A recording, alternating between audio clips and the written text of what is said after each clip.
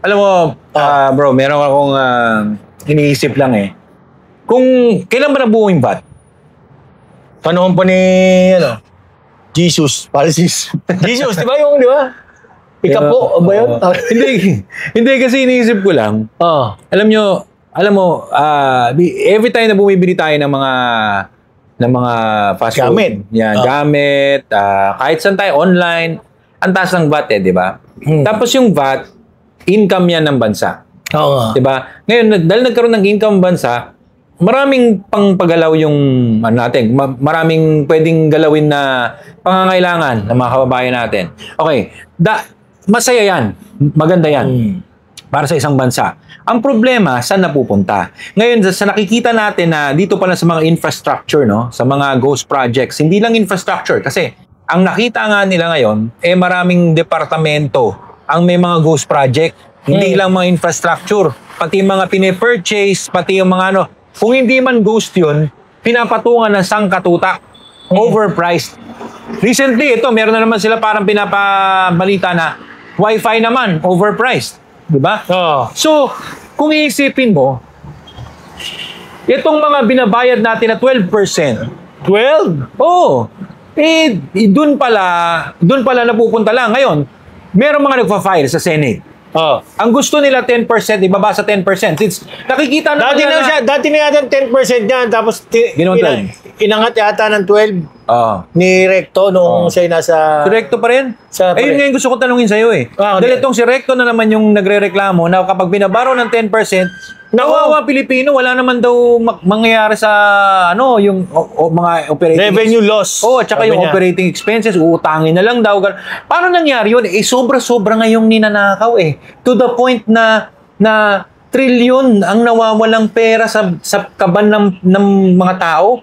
Tapos sasabihin mo na kapag binaba sa 10%, uutangin na lang natin. Dito nga, sobra na nga eh. Linuloko nyo ba kami? Ano yung bro? Sinabi ni Carlo Ople. Ano yun? Alin doon? Tungkol dyan sa VAT.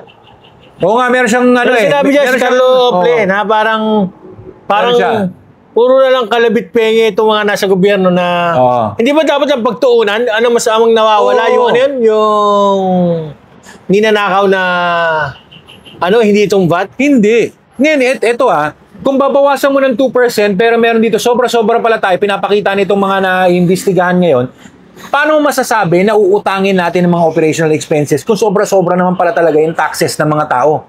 Sobra-sobra eh. Kasi imagine nyo, ang isang project na to, na-amplify ng sobrang taas, tas nawawala.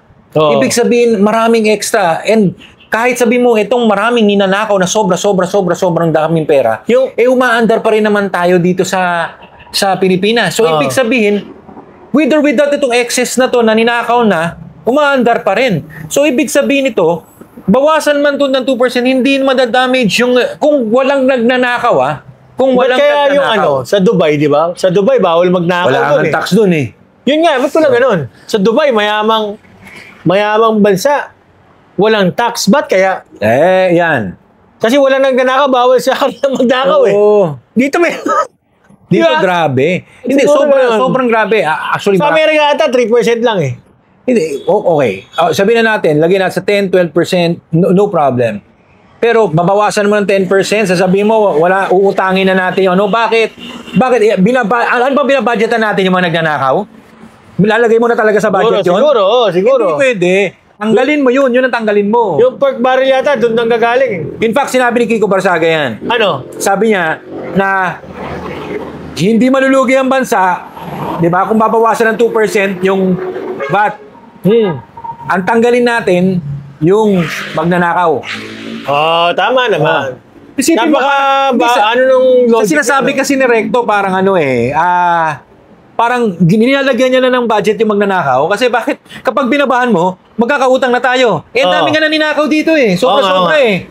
So, dapat siya nga mismo, as a finance officer, siya mismo magsabi na, tanggalin niyo yung magnanakaw niya para magalaw na yung dapat na. Salbahe talaga to si Recto, no? Di ko alam ba't binoboto pa yung yan. Yan yata rin yung sa PhilHealth eh. Yung sa Batangas. Pagkuha ng pera sa PhilHealth, nilipat sa dahil yun yung sobra daw na pera ng PhilHealth. Wow. Tapos ngayon, nagkabukingan, binalik. Hindi, at saka parang parang ang dating pala, meron pang isang sinabi, di ba? Yung wag mo kaming utusan. Kay Bongo. Oo, Bongo. Nakikiusap lang naman si Bongo. Oo nga eh. Nalabo nga nung sinasabi niya. Wag mo Una, you are a public officer, di ba? Dapat, utusan ka. Kasi, nasanay kasi. Ng bayan. Di ba? Pare nasanay, ugaling Kastila. Recto ako eh. Di ba? Ralph Recto eh. So, di ba, 300 years. Sa Recto, dami snatcher dun, bro. So, nakukuha niya pa rin yung ugaling Kastila, no, na huwag mo akong utusan, sino ka ba? Dati rin ako senador, na ganun siguro. Kasi, alam mo, hindi pwedeng sabi mo hindi utusan. Unang-una, nakiusap lang sa yung tao, nakikiusap. Ulitin mo yung video, nakikiusap.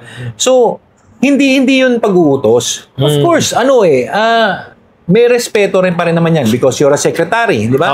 Kumbaga, wala ka namang kailangan maging boss ko, hindi presidente lang.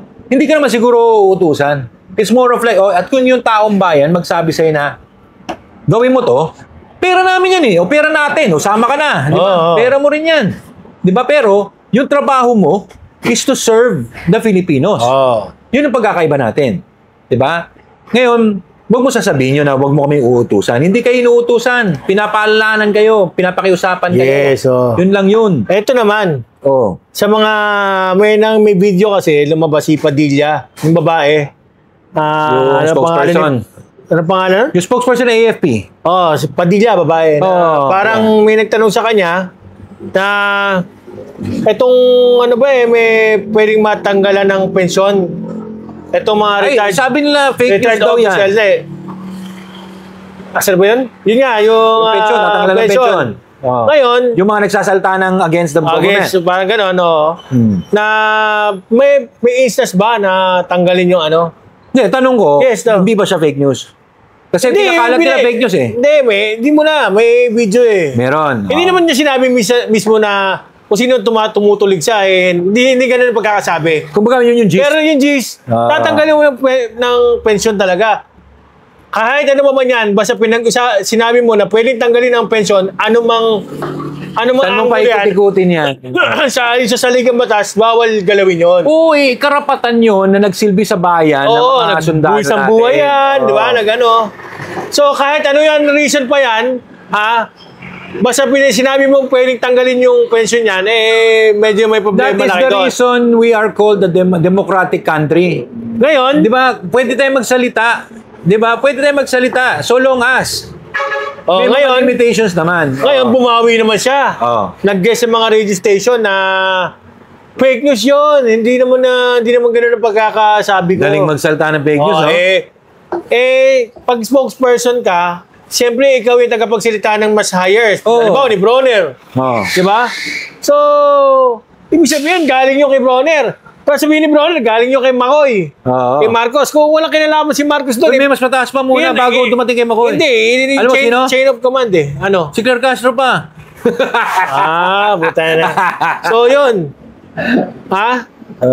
Ibig sabihin kung hindi sinabi ni Marcos walang kinalaman sa chain of command, yari ka. Ikaw ito mismo nagsalita. Dapat makasuhan ka, di ba? Kaya madali ka ng mga retired general. Yari ka dyan. Ngayon, ito nga, kasi kasama na rin yan sa, siguro, it's a nudge. Sinadya siguro a bit yan. Siguro sinadya. Si Trinidad kasama niya pala to. Para i-nudge. Si Trinidad yung Di ba gusto i-nudge? Para sabihin na sa mga tao na, bawal kayo magsalta parang ganun yan eh. Takot mo pa hindi naman mga takot yan Si Ortesa nga di ba? Diba? Nagsalita against Martin Romualdez Grabe no? Unang nakita mo? Ito diretso, di ba? Tsaka diretso yung sinabi. Ngayon, ito na nga, yun na nga ang para sa akin. If ever man, do not do that to the men in uniform, whether retired or active. Diba? Kayo magkakasama dyan bilang sundalo. Huwag yung bahib dungisan yan. Huwag yung gawin ganun. Yung isang departamento nga sa mga PNP nagkakagulo na sa kanila di ba? PNP, laban-laban sila. Sa AFP, huwag yung ganyan puta na. Kasi at the end of the day, not that I'm saying na dapat mali man o tama, kakampihan nyo yung kabaro nyo, hindi naman. Oo. Pero what I'm saying is, dun sa part wherein, kung hindi naman totoo, di ba? O kung hindi naman tama yung sasabihin mo, huwag mo gawin yan sa kabaro mo. Bakit? Kasi, ang presidente comes and goes. 6 na taon lang yan. Tama. Kung 6 na taon lang talaga balak, di ba? Di ba? So, ito, forever na yan nakabaro mo. Pangit. Di ba? Pangit. So, yun lang. Yun ang akin. Yun nga. Sana magkaayos-ayos sila dahil pag hindi, malaking gulo yan. Basta tandaan nyo to. Nandiyan kayo para protektahan ng bayan, protektahan ng mga taong bayan. Yan. Kaya, kulong na yan. mga bura. Pagka narinig ko yung kulong na yan. Mga buraot. Yung mga, hindi naglalabas dyan na, no? Anyways, wrap up. Ako, sa akin yun nga, magkaisa kayo. At saka sana, kasi AFP talagang huling baraha So, sana pagtibayin yung mga bulok sa AFP. Hindi nyo, sipahin nyo na dyan. Di ba? Yeah. Sa akin Filipinos for the Philippines. Okay. Not for anybody. Okay. Tapi na po mga kaibigan. Dito po tayo. B4D.